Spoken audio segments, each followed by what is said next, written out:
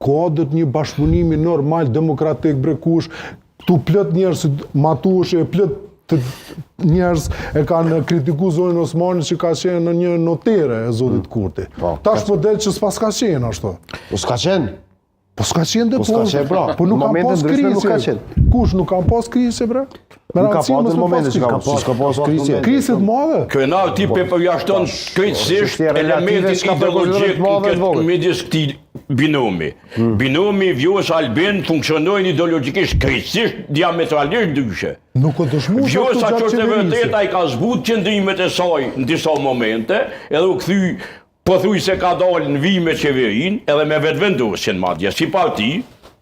Tu po probleme me kushtetut, ju e dini, me disa probleme tjera, po ja që në momentin e fundit Albini e shes si rrezik ideologjik.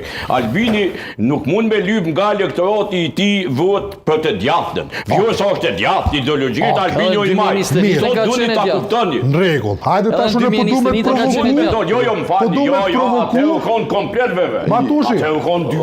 Ka qenë listë, po ajo ka ardhur është ideologjikisht është e djathtë. Jo, ku hin Matushi. Tash po të provokojmë një teori tjetër. Sigurisht. Për mu fut në një kanal tjetër debatit. Spedojmë që spedon. Edhe pi bën konkurrencë. Po thojmë që nuk pedon Albini. A ka thonë Vjosa që unë me vazhdu karrierën politike? Po. Çka nëse shkojnë në zgjedhje? Po është drejtë e Çka nëse shkojnë në zgjedhje? Ç'a bën Vjosa? A di ç'a bën Vjosa? Ç'a bën? Po më intereson. Opsioni i parë, e krijon një parti politike. Menjëherë Se kalo progu, shkojmë tutje. Menjëherë hin me LDK-n. Se kalo me LDK-n në tjetër kuadër.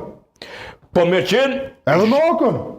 Enzo dhe Gusha. Ta thonë u shpak. Shete ka bërë, Matoshi edhe